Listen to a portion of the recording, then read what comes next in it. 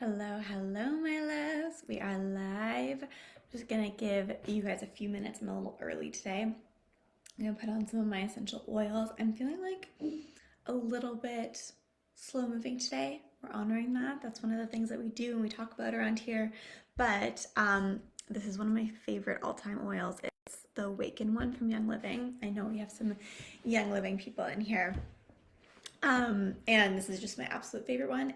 I have actually, we're going off on a mini tangent here, but I'll just share until um,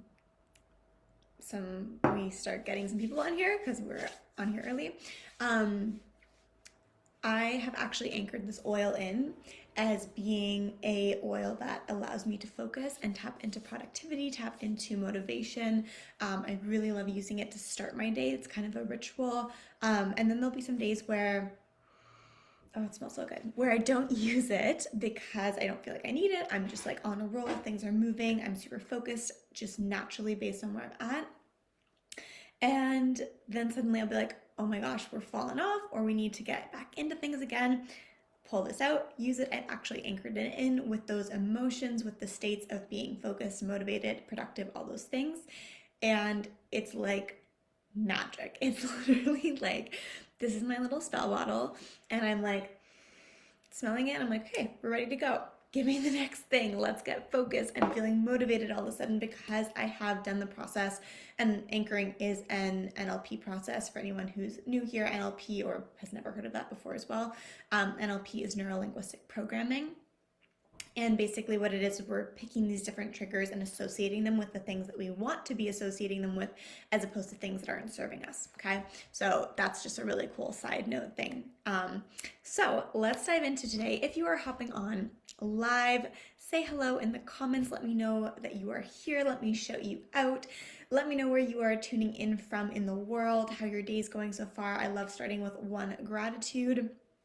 Something that I'm grateful for today is the fact that the sun came out and the fact that I get to be here with you. These are one of my favorite things to do, is to show up here and teach and to talk about these topics. They are really the way that I feel is my purpose for being here. So thank you for joining me in that. And yeah, if you're coming on for the replay, still let me know that you're here. Let me shout you out. Comment hashtag replay in the comments. I love coming back and chatting with you then. If you have any questions throughout this entire episode, drop them in the comments. I will continue to come back to them.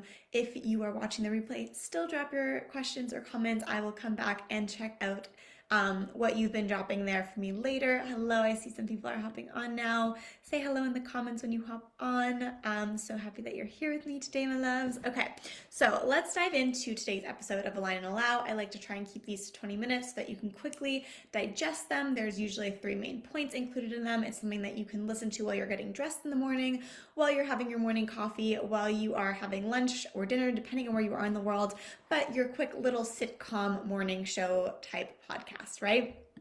So today we are talking about breaking generational patterns, and we're going to be doing this around the topic of work and overworking and perfectionism and all of these feelings of I'm not doing enough and I need to be doing more and I need to be working harder, all the narratives that tie into work, right? And what we're going to be doing is breaking down the 3 biggest narratives that are tying you to overworking and perfectionism, okay? These are the narratives that I see come up the absolute most in the coaching with my clients, in the Aligned Productivity Academy. It's always the questions around, okay, I'm really struggling with this, or even before I start working with people and they fill out their questionnaires around this is what is really coming up for me or why I feel like I need support in this. It's always these 3, okay? Or some kind of version of these 3. So I want to share that with you today because it's really from my perspective, really helpful for us to be able to understand things in categories. It's how our brains really like to work so that we feel organized in what we're doing. And so if we can kind of create these different areas within which our mindset is anchored, the patterns that we're perpetuating in our lives, and we can say, okay, I kind of fit into this box. And maybe it's a mix of box number 2 and box number 3, but it happens in this way. But now I can understand the pattern. Like basically I like to think of it as like the train tracks, like what's happening on the foundation, how are things structured and set up, because up here we have all the mindset things, right? It's all the feelings and the beliefs and the negative self-talk and da da da. And it's kind of like this jumbled cloud of shit happening, basically, right? And so if we could just like get below the mist, get below the fog, and really see what that foundation of that train track looks like what is that system, what's the program that we're on right now, then we can start to shift things without having all this messiness above. Does that make sense? Let me know in the comments if you're following. Okay, so I'm not going to lay out what the three patterns are or the three narratives are because we're just going to dive right into them and we're going to go nail them off one at a time and talk about where they're coming from so that we can start to reframe them and shift them. That's really the core purpose of this, is not just to say, yeah, okay, this is me, but what do I do with that information then, right? This is about taking action, about being in alignment with, this is no longer for me, this is the program that I've had, now what do I want instead, okay? So the first narrative comes down to the concept and topic and conversation of perfectionism. Drop a me in the comments if you consider yourself or have in the past considered yourself a perfectionist. Me, I did. I literally grew up in that environment where perfectionism was constantly played out for me. So that's what I thought I needed to do. And it's a lot of mixed messaging that comes with perfectionism, because a lot of times we feel like perfectionism is really great, right? It's like, I'm getting shit done and I'm on top of things and I'm doing it perfect, I'm doing it right, that means I am good enough, right? And of course we can deconstruct this all day long and we're going to keep this short, but perfectionism really comes down to feeling like your worth is equated to your work, that you need to get validation from how you act, of how you show up in terms of what is it that I can create. And if this thing that I create can't be perfect, then it's not worth doing it at all, which is oftentimes where procrastination comes into play there. Or the negative self-talk spirals around, okay, I'm not doing this good enough. And it's just a really high pressure space to be in if we feel, again, this could be pressure from people outside, other people in your life, putting this perfectionist pressure on you. But then of course we're putting that on ourselves in turn. We are in the driver's seat. We have the opportunity to be at cause and to say, I don't want you putting that pressure on me anymore. But of course, these are taught narratives. So that's really what we're going to talk about right now. Where does this perfectionism come from, right?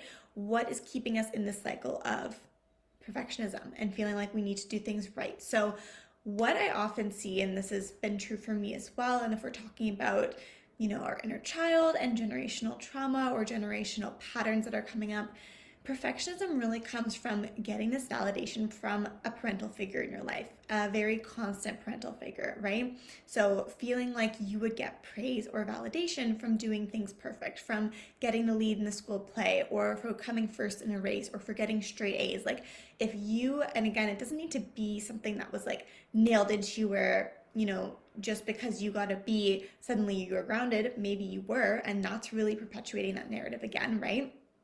But it doesn't need to be so clean cut. It could also simply just be the way in which one thing was praised and one thing wasn't praised in the same way. Does that make sense? So one example from my own life was being productive in general was really praised. And doing things well was also really praised. So if you were spending a weekend doing things like, going to tennis practice and doing the after school camp and taking your time to practice piano, like getting these things checked off your list, that kind of equated to being good, to being perfect in a sense as well, because you were showing up for the thing, you were being productive. And then when we didn't do those things, it wasn't praised in the same way, or it wasn't acknowledged. It wasn't like, oh, you didn't do anything today, so therefore you're bad. It wasn't explained like that, but there's that feeling of, oh, where do I get recognition? And that's what we're looking for as children, right? And as human beings in general, but it stems from our childhood. We are looking for a space to be validated and to be recognized. And so when we learn, if I do this, then I get that praise and I get that validation and I get that recognition, we want to do more of that, right? So for each of these three narratives, we're going to talk about the historical pattern that's playing out and the home parental generational pattern that's most likely playing out, okay? So for perfectionism, Perfectionism really comes down to this feeling of needing to be productive, needing to do things right, and feeling like everything is really black and white, right? Either it's good and it's perfect or it's shit, right? So historically, this really comes down to the Industrial Revolution, where this was upped to a whole nother level. Not to say that perfectionism didn't exist before that, but when machines came into play, there was this new definition of productivity, and it meant to be constantly producing to that highest quality and for, optimal output, right? Like how much can I produce meant getting more money. And so that has become something that we've now moved away from machines and put onto humans. How much can you create? How much can you produce? And how good can it be? How perfect can it be so that you can continue to basically like defend yourself and defend your position, whether that's your business or in your career. Does that make sense? And in the home front, again, it's this seeing action, doing, being productive as being this validation point, right? So if that was the way that you received validation, love, connection, you're going to feel like I need to be constantly doing, and I need to be constantly doing things well in order to feel like I can get that or feel like I'm good enough. And again, I want to just disclaimer right here. I have amazing parents, and I'm incredibly grateful for the upbringing that I had, even though it was tough at points. But these are not things that I would say, and again, looking at your own life and your own childhood, they're not things where you need to look and say, oh my God, it was so bad because XYZ. A lot of these things are very subconscious underlying narratives that we are simply taught.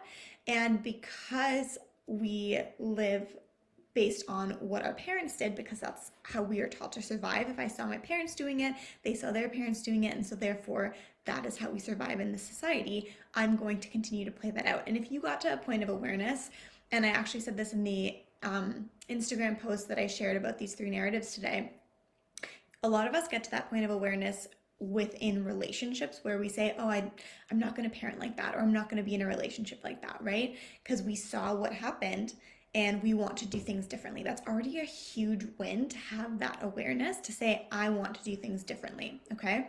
However, we don't necessarily have these same conversations around how we're working, right? We don't necessarily look at our parents and say, oh, I don't want to work like that, or I don't want to praise, my children for XYZ because, this is the narrative, because a lot of these things are so subconscious and they're so blanketed in our society, meaning that we kind of just move through without really questioning a lot of these things because everyone is doing them. Does that make sense? Okay, let's move on to the second narrative. The second narrative comes down to people pleasing, okay? And the need to constantly be doing, and also to put yourself out of that first priority position, okay? So this, again, really comes down to this feeling of I'm never doing enough, and I need to do more in order to kind of like keep the hold on things, to stay in control, to show up for other people and make sure that everyone else is good, because if everyone else is good, then I can be good. Let me know if this one resonates with you. This one is also a huge one. I was a huge people pleaser, and it's something that I'm still very, very aware of. And it's interesting how new situations will come up and it'll re-trigger that same feeling from earlier, and to be able to be aware and conscious of it and say, this is coming up right now. How do I want to act differently this time so that I don't just fall into my old patterns? Does it make sense? Perfect. So people pleasing, again, ties together with feeling like you need to do more. This is usually where there are no boundaries around your to-do list because you're constantly piling up and showing up for other people. And again, showing up for other people then becomes this form of validation. And again, most likely tying your self-worth to your work or to how you can be there for others. You are a helper. Anyone who's an Enneagram 2, me right here, you are most likely going to feel this one very, very strongly. Because again, this is the place where we feel, okay, I'm being validated right now because I can show up for someone else. I can help them, and that makes me feel good. And there's nothing wrong with that if you are doing it within the confines of the boundaries that you have set for yourself. And most of us are not taught to set these boundaries in a healthy way, okay? Or we feel bad for setting these boundaries. If you ever have had the experience of, I don't want to say no to something, this is you. Hello. I see some people hopping on again. Welcome. Say hello in the chat when you hop on so that I can shout your loveliness out. Okay, so let's talk again about the historical context of this and the home or family context of this, okay? So historically, this people-pleasing narrative is especially strong for women, and that's why I think it's so important that we talk about that in this group, because we as women in this general standard narrative, and this does not need to be true for everyone again, but the dominant narrative is that we are here to serve and we are here to nurture and take care. And really, what that does a lot of the time, in the way that it's also played out, in the way that we see it played out, especially if we think about, domestic gender roles, like how does the heteronormative relationship work, where the mother stays home and she takes care of the cooking and the cleaning and she serves her husband when he gets home from work. That's definitely a narrative that I saw play out when I was little. And so it puts women in this position of passivity and serving, and serving in a way that actually has a negative connotation to it, where we feel like I need to do everything for everyone else first before I can show up for myself.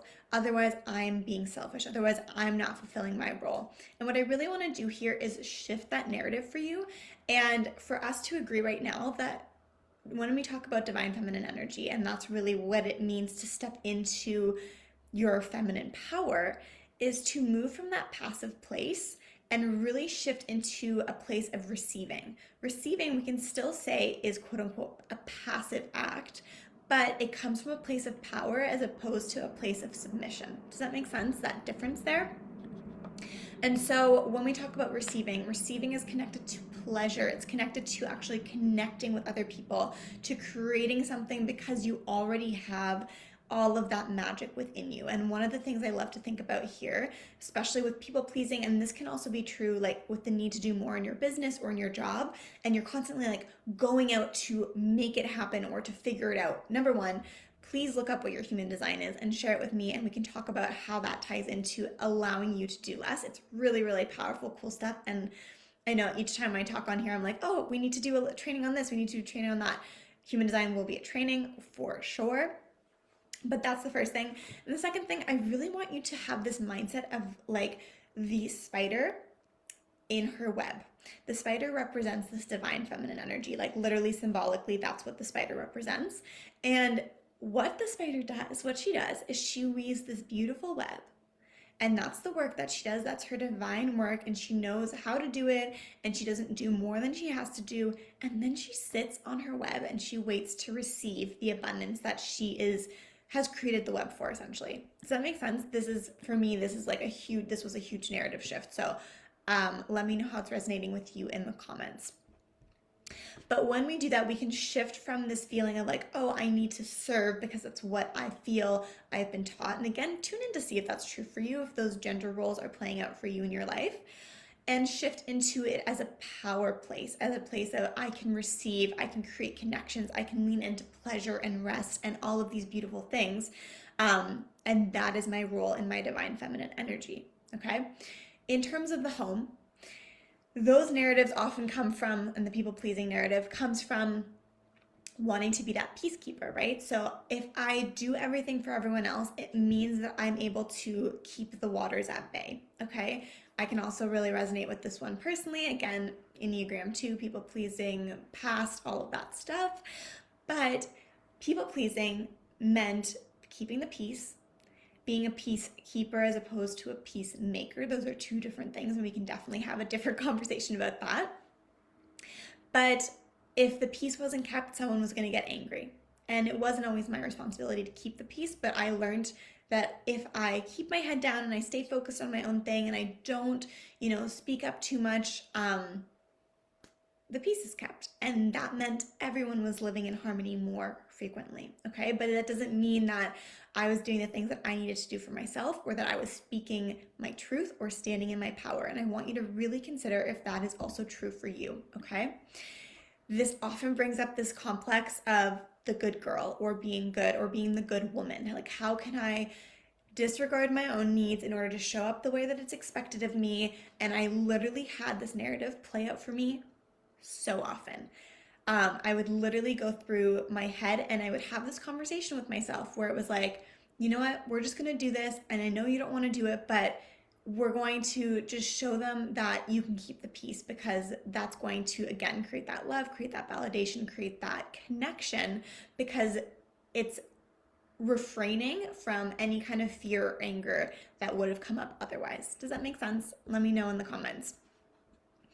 Okay, narrative number 3, we're gonna wrap it up right after this. Narrative 3 is mostly a bigger one, but it also, again, is perpetuated through our generational upbringing, what our parents taught us. And this is that we have been taught to not trust our body.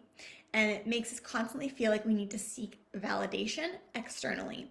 And I would say that this narrative underlies the first 2 narratives as well, because the first 2 narratives of perfectionism and people pleasing come from this place of looking for external validation. And of course, you're always looking for that as a kid, because that's where you get it. You are still a child. You need that external support. But it really comes down and continues to be perpetuated with this third narrative of not trusting yourself, not trusting your body, not trusting your own needs, and constantly looking for, what are other people doing? How do I need to be showing up in order to match that? Or what would other people say to this? Or what have they said to this? And how is that changing the way that I'm showing up? Let me know if this sounds like you. A lot of things like comparison come up here. I actually got on my Instagram stories today and I talked about this feeling of, especially in the online space, it feels like people are constantly doing things. Or you open, Instagram and someone's doing this thing, or you open a magazine article and this person just launched this company, or this person's getting recognized for their job, and it's like, oh my God, like everyone else is doing the most, like how come I can't keep up? And this is when we lean even more into this narrative of, I can't trust myself because clearly I'm doing something wrong, or I need to be matching what that person's doing, and we start to disregard the body even more. And this is really what the overall narrative is the body can't be trusted. This is historically what we've been taught, is to disregard the body. Again, coming back to the first narrative, productivity comes from disregarding the body, because you can't be producing all the time. If you were actually incorporating the body into how you were showing up to work, you would literally need to be able to say, "Ooh, I've hit my capacity right now. I need to take a step back. I need to take a break." And unless we are doing that, the body is not part of the equation. Does that make sense? So that's the first thing. And the second thing is that leaning into the body also allows us to connect back to our intuition, which is where the feminine energy comes into this work. Okay. So when we talk about intuition and intuitive guidance and like the feminine energy, it is the feminine side of the spectrum of how we are working, because again, with the masculine, it's external. It's what are other people doing? How can I match that? How can I do more? How can I check off all these things on my to-do list? And the intuitive side is, what feels in alignment right now? What feels like the right choice for me to make? And that's not always what feels easy or what feels, best, in the sense of like, oh, it would be way easier to just take a nap right now, for example, but like, what feels most aligned, okay? What feels most aligned with the goal that I'm wanting to reach? What's the next aligned action step then? Does that make sense? So again, the feminine in work historically has always been seen as weak, or it's sensitive, and feminine qualities, we have been taught as a society, really don't have a place in work, right? Does that resonate with you? Let me know in the comments if you're like, yeah, feminine energy in work or feminine qualities in work don't belong, right? That's again a narrative that we are playing out in our lives because of what we've been taught. And then the home side of this, or the generational pattern of this, often comes down to, again, feminine being weak. If you ever grew up in a house where that was really perpetuated, like don't cry, don't show your emotions, or suppress your emotions, sweep them under the rug. If there were, again, gendered things going on around like, well, boys don't cry, or, girls are just sensitive and da-da-da, all of those narratives. And again, there's lots of different ones that start to fall into it. And that's why we're kind of breaking it down into 3 categories right now, because it makes it feel more digestible. But again, this feeling of what might have happened in your childhood then, or that played out a lot, was, oh, I'm not allowed to speak up. Or again, the cool girl complex, which is a little bit different than the good girl complex, which is like, I don't want to make a fuss. I don't want to be high maintenance. I don't want someone to, point out at me and be like, oh, you're just on your period, or she's just being sensitive. Like she doesn't actually have the power to take on this role or to be in this position, for example, right? And again, that's where we start to disregard our bodies. And again, especially as women, it says, your body is the lesser body when it comes to work and productivity because, there's so many issues. Okay, your cycle is not an issue. Your cycle is a goddamn magic chest that you get to open and harness your productivity, to harness your rest, to harness your inner purpose and your power and your clarity and your creativity and all these really, really incredible gifts, okay? And again, that's the narrative. Like, how can we start to shift this narrative? So, those are the three main things, the three main generational patterns that I see playing out the most when it comes to overworking and overachieving and, leaning into burnout is perfectionism, people pleasing, and disregarding the body or being told that you can't trust the body. And really what the narrative shifts are, it can kind of feel like a big scary thing, but it's a simple reframe. And we've gone through all of those reframes today simply by discussing it. So being able to say, which of those three am I most playing out in my life? That's your first aligned action. And then tell me in the comments so that we can start a conversation about this. Again, this is your space to really share and get the information that you need so that you can start creating shifts in your own life. And then the second question, once you've identified where you fall or the ones that you fall into most, again, you might be all three of them. For me, they all play out in different ways. How are they playing out then? And what's kind of the percentage of each of them, you could say, to really identify which one do I want to lean into the most? And then really going through the reframes for yourself again, like re-listening to that part of this episode where we talk about how do we shift? Where is that coming from? And a lot of times just understanding it and calling it out and saying, okay, my need for perfectionism or being a perfectionist came from this kind of situation in my family growing up. Maybe there's a really specific memory that you have where you can say and pinpoint this was the turning point. Or maybe it's just something that constantly played out. And how can you start acknowledging that so that you can release it? And releasing it goes into a bit of a deeper territory then. What I really welcome you to do is reach out to me to book in a coaching consultation chat, which is basically where we can talk about which one of these three narratives came up for you and what the next step for you is to shift that. These calls are zero pressure. It's, again, just a chance for you to get a little bit more out of these sessions, out of this group. But to really start to shift it on that deeper level, having that support is really powerful. Again, of course, you can shift these things on your own, but to really hone in on it and get really clear on, okay, this is where it was coming from. Let's shift it now.